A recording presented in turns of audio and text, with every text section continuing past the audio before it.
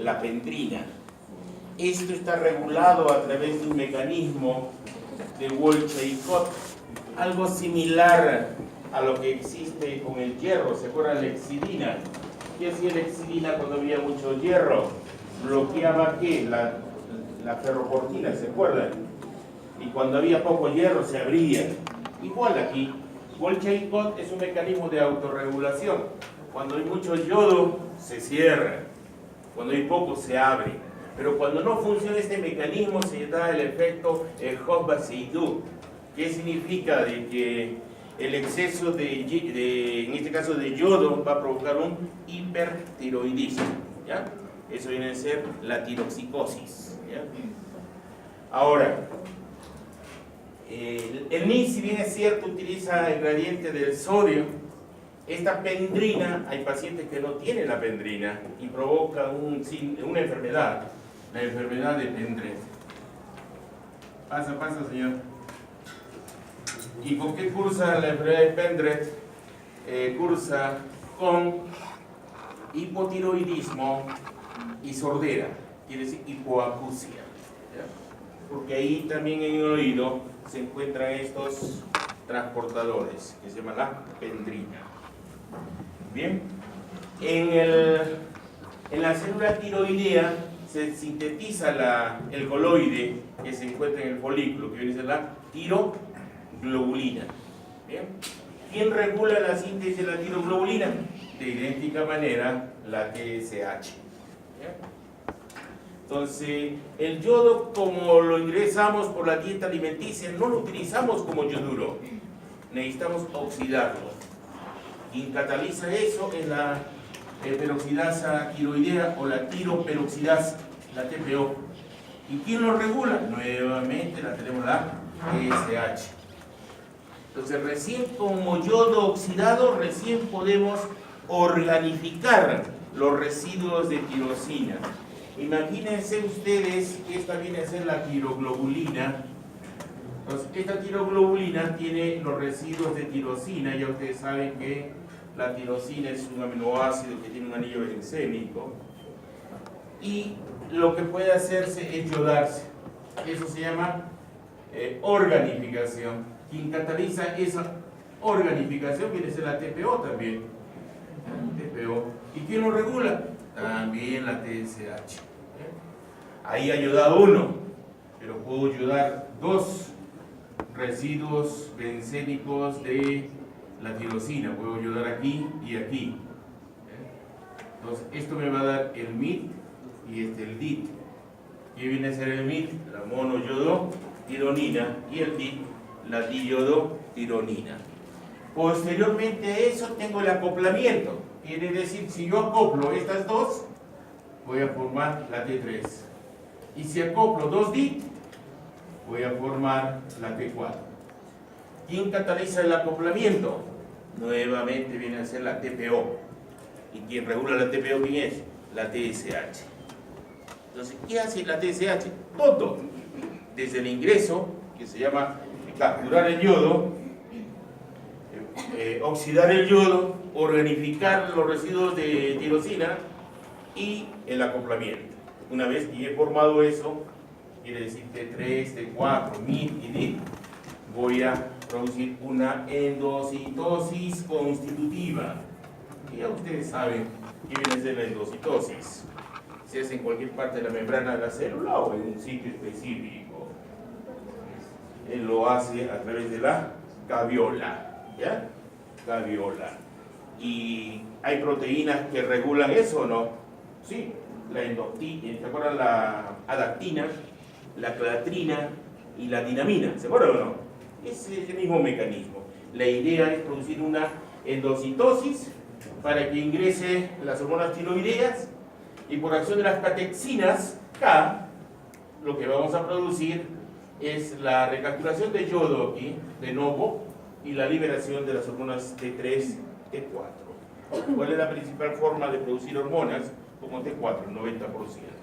En cambio, como T3 y T3 reversa, tan solo es el 10%. Entonces hay una mnemotecnia que se llama la COCOA. ¿Qué viene a ser la COCOA? Viene a ser C es la captación, O, la oxidación. La otra O viene a ser la organificación, el acoplamiento y el almacenamiento de las hormonas tiroideas. Hay bloqueadores, por ejemplo, los percloratos a nivel de la membrana basal bloquean al NIS. Los tiocianatos, por ejemplo, esto es importante. ¿Quién tiene tiocianato? La avena, 3 ositos que han consumido hoy día ustedes. La avena tiene tiocianatos y lo que hace es producir hipotiroidismo, baja su metabolismo. Y la mayor parte de acá consume avena, y aparte que la avena ya es transgénico. ¿Qué significa transgénico? ¿Qué significa transgénico? Que se ha modificado genéticamente para resistir, por ejemplo, el estrés térmico, la sequía, las plagas. Y cuando uno consume ese alimento, ¿qué pasa con nuestro genoma? ¿Se altera o no se altera? Se altera, lógicamente, y vamos a manifestar enfermedad. ¿Bien? El fumar, por ejemplo, el tabaquismo tiene tiocianato. Entonces, cuando se embaracen la señorita de media hora y si fuman, tienen amenaza de aborto. ¿Ya? Aparte de ello, sus hijitos van a ser bajos peso al nacer. ¿Y la culpa de quién fue? De ustedes, que fumaron. ¿Ya? Entonces, ¿qué es COCOA, señores? C viene a ser captación. La primera O, oxidación, porque lo consumo como yoduro. La segunda O, organificación. Y la otra CO vendría a ser acoplamiento del NIC más el DIC, nos da la T3, 2 DIC nos da la T4, y A viene a ser almacenamiento. ¿Quién regula todo eso? La TSH. ¿Quién puede influir la COCOA? La insulina y la IGF. ¿Qué viene a ser la IGF? Factor de crecimiento símil a insulina. Ayer había varias preguntas de este examen que han dado ayer el presidentado de fisiología. De las 200 preguntas he visto como 25 asociadas a fisiología. A medida que voy haciendo el curso, les voy a indicar, esta es la pregunta que ha venido, esta ha venido. Bueno, vamos. El transporte. El transporte se realiza a través de proteínas. La principal es la TBG. ¿Ya? TBG. TBG viene a ser globulina que une a hormona tiroidea. Es diferente a TGB, por si acaso. El TGB viene a ser la tiroglobulina, es distinto. Ahora, hay otras dos proteínas que viene a ser la prealbúmina, ¿ya? Y la albúmina. Pero la principal es la TBG. Esta la tienen ustedes en gano como la transuterina. Pero al final es la misma. Entonces, ¿cuál es la principal forma de transporte de hormona tiroidea y regulación de la hormona tiroidea? Viene a ser la TBG, viene a ser la viene a ser la globulina que une ¿a quién? A la hormona tiroidea. Casi el 90% lo transporta. Su acción clásica es genómica. ¿Qué quiere decir genómica? Que va a estimular a través de un elemento de respuesta tiroideo, así se llama, la replicación del DNA, la transcripción y la síntesis de proteínas. ¿Ya? Ese es el dogma de la biología molecular, ¿no es cierto?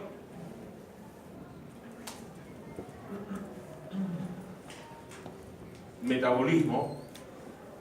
Las hormonas tiroideas van a sufrir glucuronización hepática, sulfatación, desaminación. ¿Cuál es el producto final? TRIA y TETRA. ¿Y cómo lo eliminamos? A través de la orina y poco en heces. Repito, estos son los dos. El tetra viene el ácido tetrayodo tiroacético y el tri-A viene el ácido triyodo tiroacético. Sustancias voceogénicas. Les hablaba de la avena 3-ocitos. Es cierto, les va a aumentar el peso corporal. Recuerden que la hormona tiroidea aumenta el metabolismo y bajamos de peso. Pero si bloqueamos metabolismo, aumenta de peso. La mandioca también tiene tiocianatos. El tabaquismo también tiene tiocianatos. El coco tiene flavonoides, inhibe la TPO. Ya han visto que la TPO se utiliza ¿para qué?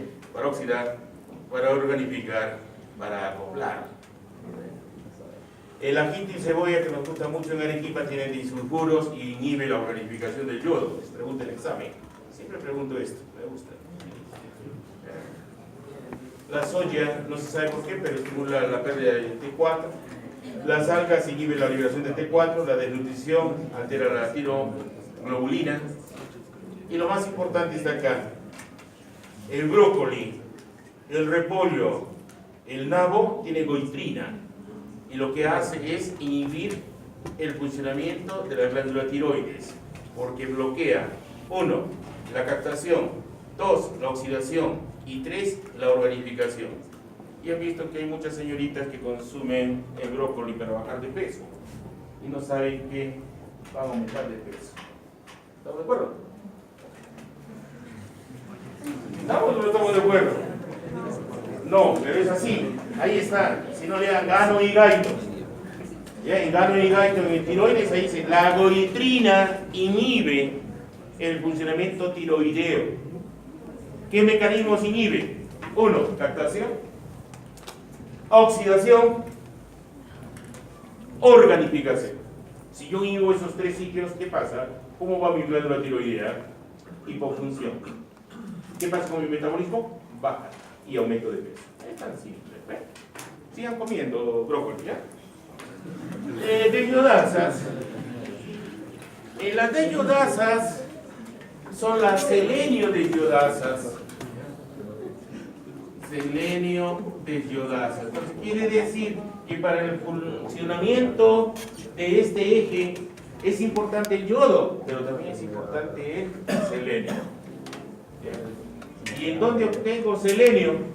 Todo producto marino. Entonces consumir algas, una buena fuente viene a ser la espirulina. Consumir pescado, mariscos. Recuerden que de los 100 minerales que tenía la Tierra, ya tan solo tenemos 50. ¿Y dónde están los otros 50? En nuestro reservorio. ¿Dónde está el reservorio?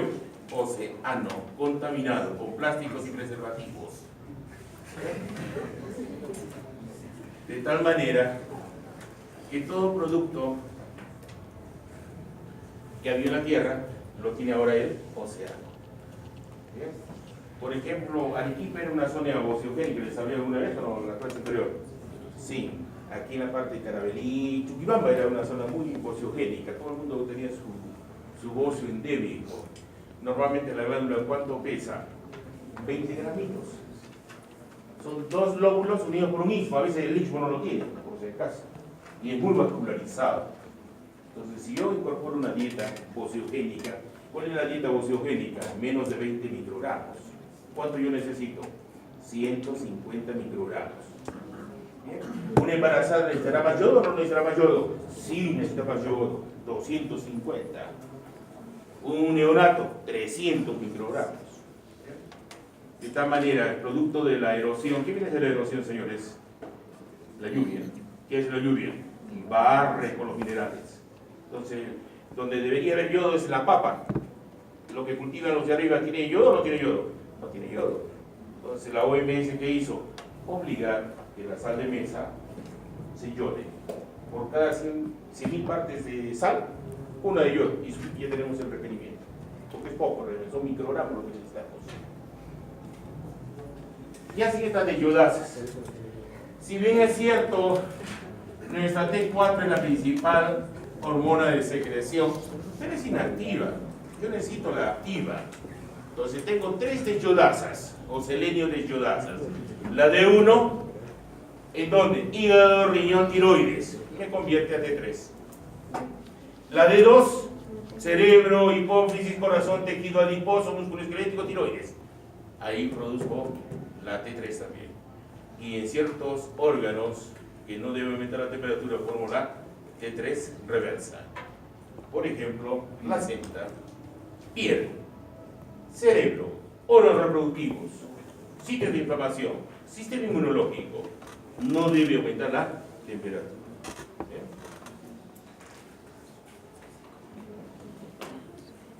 Receptores. Como la hormona tiroidea es pleiotrópica. ¿Qué era pleiotrópico, señores? Ya les hablé también sobre pleiotrópico, no les he hablado. Pleiotrópico significa de que actúa sobre todo nuestro organismo. ¿Ya? Entonces, hay receptor en todo nuestro organismo. ¿Toda célula necesita vivir, producir calor o no? Sí. ¿Necesita metabolismo? Sí. ¿Necesita diferenciarse? Sí. Entonces, ¿de quién depende? De la hormona tiroidea. Entonces, mire, tengo 2 cromosomas involucrados en la expresión de los receptores tiroideos. El 17 expresa el alfa 1 y el alfa 2. El cromosoma 3 expresa el beta 1 y el beta 2. Veamos. El más distribuido es el alfa 1. Se distribuye en ¿dónde? Cerebro, hipófisis, tiroides, pulmones, el corazón, pero es poco, más es aquí en el 2, que van a ver en un momento, y en el beta 1, por si acaso. Después lo tenemos en tejido adiposo y músculo esquelético. El alfa 2 lo tenemos cerebro, hipófisis, corazón, riñón. El beta 1 lo tenemos cerebro, hipófisis, corazón, hígado, riñón, piel, tejido adiposo. Y el beta 2 lo tengo en cerebro e hipófisis.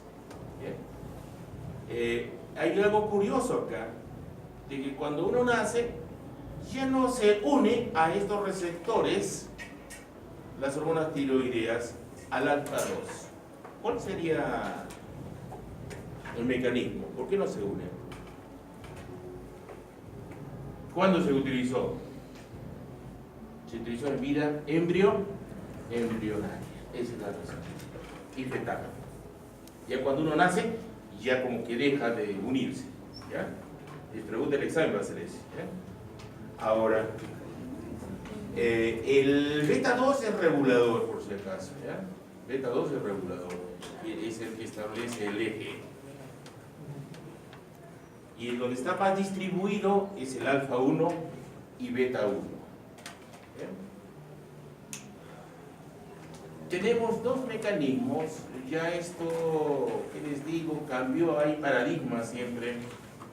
Y uno de los paradigmas era lo siguiente: que las hormonas tiroideas, su origen es de un aminoácido, que es la tirosina. Por ende, debería actuar ¿en dónde? En membrana. Pero no es en membrana, no está su receptor en membrana, en lo que les habla del paradigma, sino decía, el receptor se encuentra en núcleo.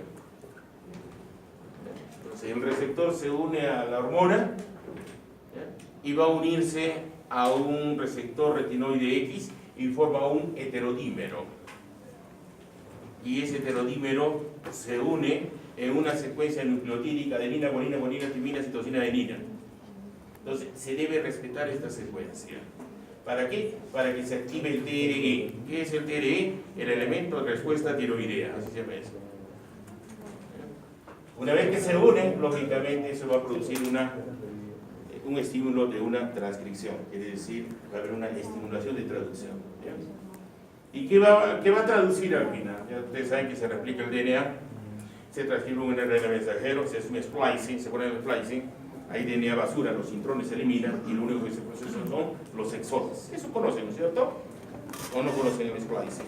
Yo creo que sí lo han visto.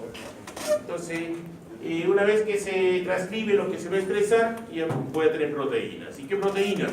En primer lugar tenemos nuestra tepeasa, sodio, potasio. Hemos hablado de la molécula de la vida. Vamos a empezar enzimas respiratorias, oxidativas, gluconeogénicas. Vamos a empezar proteínas que establecen la contracción muscular, actina, miocina y todos sus componentes que ustedes conocen, receptores beta-adrenérgicos, etc. Pero ese es un mecanismo, es genómico, que demora horas, pero hay unos que se establecen por segundos y minutos. Ese es el no genómico, el no genómico. Por ejemplo, si yo estimulo con la T3 la tepeasa sodio-potasio, que ya está en la membrana, ¿cuál será el mecanismo? ¿Será rápido o no será rápido? Sí, eso es no genómico. En cambio, el expresar la síntesis de esta bomba, lógicamente va a demorar horas. ¿Se entiende o no se entiende? Por ejemplo, si yo modifico la fosforilación oxidativa, ¿eso es rápido o no es rápido? Es rápido. Si yo estimulo taquicardia por hormonas tiroideas, ¿será genómico o no genómico? Es no genómico. ¿Bien? De tal manera que tienen varios ejemplos para poder establecer corazón, hipófisis, tejido adiposo, músculo esquelético, no genómico, quiere decir es rápido. En cambio genómico son horas, porque tienen que transcribirse, tienen que traducirse. Efectos sistémicos. Les hablé que tiene que ver con crecimiento somático. Quiere decir, va a estimular la formación de cartílago, la osificación, estimula la actividad de los condrocitos, estimula la erupción de los dientes. En sistema nervioso, estimula el desarrollo del sistema nervioso central a través de la mielinización, la sinapogénesis.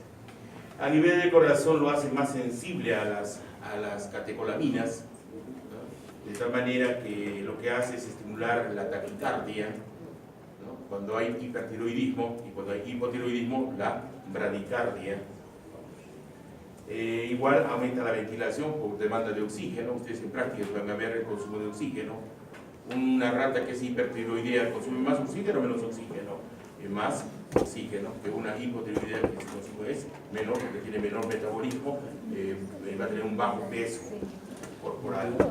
Estimula la proteólisis y la lipólisis, ¿ya?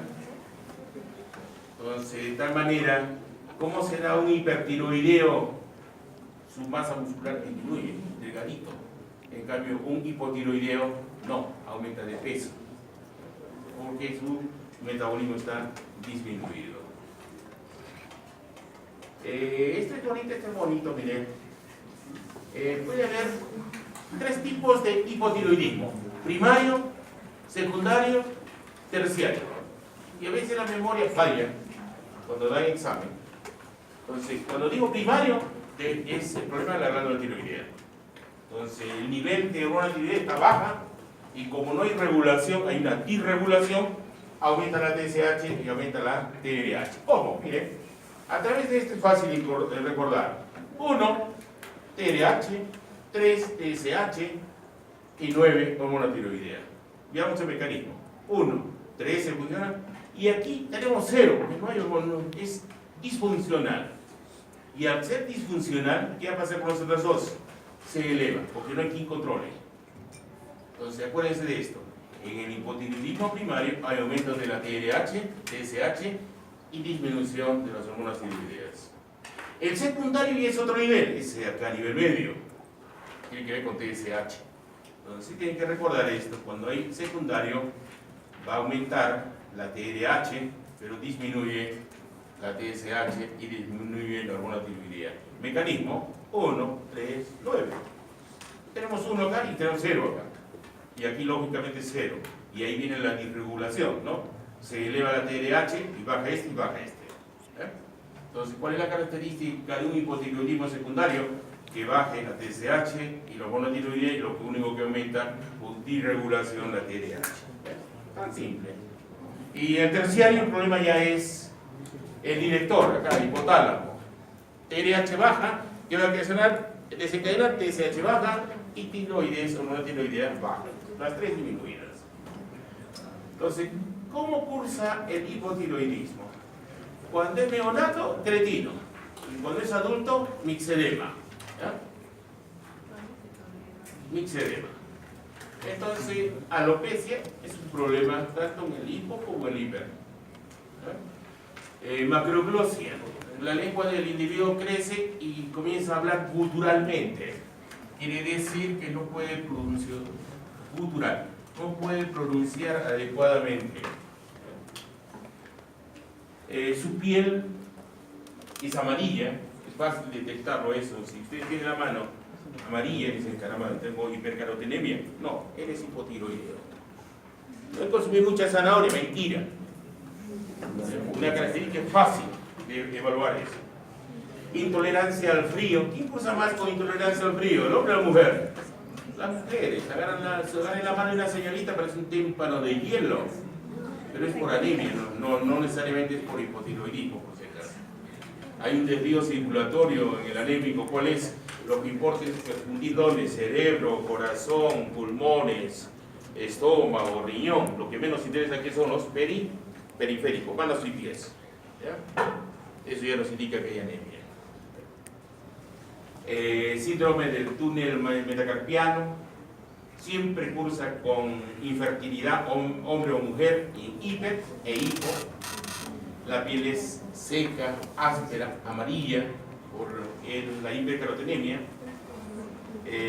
Los reflejos todos están enlentecidos. Debilidad, como tiene que ver con dinamismo metabólico, también el tracto gastrointestinal disminuye sus contracciones de mezcla y peristaltismo. Va a haber estreñimiento, cardiomegalia, edema palpebral, bradixiquia. Es lento en su accionar, en su pensamiento. Y por todo ello va a provocar aumento del peso corporal. Hipertiroidismo primario, el problema en la glándula tiroidea. ¿Ya? Aumenta la hormona tiroidea, baja la TRH, baja la TSH. ¿Por qué? Porque falla, está frenado tanto a nivel corto como largo. Veamos cómo funciona. 1, 2, 3. 1, 3, 9. Pero ¿qué pasa aquí? Funciona el 3, pero acá está sobreestimulada la hormona tiroidea. Y ahí se viene el problema. Entonces, ¿qué voy a hacer? Frenar la TRH, frenar la TSH, y esta va a ser aumentada así. En el secundario, disminuye la TRH, pero aumenta la TSH y aumenta la hormona tiroidea. Veamos el mecanismo. 1, acá ya aumenta, y lógicamente que va a aumentar más las hormonas tiroideas. ¿Por qué? Porque hay más TSH. Al final, la disregulación va a provocar aumento y aumento. Disminución de la TRH, aumenta la TSH y aumenta la hormona tiroidea. Y en el hipertiroidismo secundario todo aumenta. Todo aumenta. Bueno, nuevamente vemos aquí alopecia, nerviosismo, agitación, el bocio, que es característico, y el exoptalmos, la producción de los globos oculares. Hipertensión, taquicardia, temblores, entonces los reflejos van a estar exaltados, infertilidad, y como hay aumento en las contracciones, va a haber diarrea indudablemente, osteoporosis, mixedema pretibial. Eso es lo que tienen que ustedes revisar en lo que corresponde a su seminario. En el seminario, justo hubo ayer una pregunta de esto, de la TSI. Les preguntaban en qué patología se encontraba la presencia de la TSI. Y les colocaba varias patologías, les colocaba Hashimoto, les colocaba la enfermedad de Grevi-Bashidou, que es esa, lógicamente, les colocaban, ¿qué más les colocaban? Varias, y diabetes les colocaban, no me acuerdo la otra, creo que síndrome de Cohn, creo, pero al final tiene que ver con la enfermedad de Graves o tiroxicosis, en que el sistema inmunológico comienza a producir anticuerpos para los receptores de TSH. Entonces, ¿cómo actúan esos anticuerpos? Como TSI, y actúan de la misma manera que fuera la TSH, y comienza a tener un hiperfuncionamiento de la glándula tiroidea. Entonces, TSI, ¿qué significa? TSI significa inmunoglobulina estimulante de la tiroides. Muy bien. Volvió a la segunda hora. Párense. Tiroidismo, que viene a ser la tiroxicosis o enfermedad de Graves, y el hipotiroidismo, que viene a ser la de Hashimoto. Ambas son autoinmunes, ambas se producen anticuerpos. ¿Qué tipo de anticuerpo? La inmunoglobulina G. ¿Se acuerdan cuál era la inmunidad adquirida? ¿Se acuerdan? Y la innata. ¿Cuál era el marcador de la innata? La M. ¿Y cuál era la adquirida? La G. La A en secreciones. La E en alergias. Y la D, un complemento, porque no tiene una función definida. Estimula la interacción antígeno-anticuerpo. Pero ambas, miren, una va a provocar el aumento del funcionamiento de la hormona tiroidea y el otro también va a provocar la disminución, porque ambos son anticuerpos. ¿Me entendieron o no? Pero son dos entidades totalmente distintas. Una es por hiperfunción, la de Graves o tirosicosis, y la otra es por hipofunción, que vendría a ser el hipotiroidismo de Hashimoto. Hashimoto, así, Hashimoto, ahí está el nombre. Vamos a glándula suprarrenal. ¿Cuándo se les coloca su mente en blanco, señores? A ver, están exponiendo y se prepararon mal y se olvidaron la secuencia. ¿A quién le echan la culpa? ¿Al cerebro?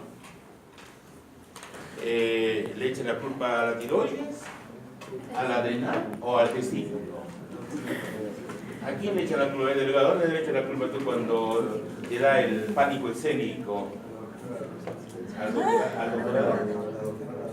Ah, la doctorada, ella es la que te estimula. ¿Te estimuló?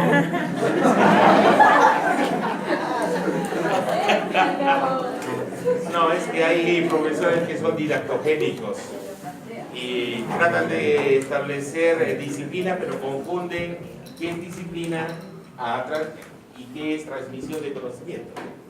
Lo confunden. De tal manera que eso es una didactogenia, por ejemplo. De que por imposición y por ser muy vertical, piensa que la enseñanza-aprendizaje es aquí, así es. Docente, discente, está en el piso, dice, acá el alumno está acá y aquí está. Y eso no es así. El proceso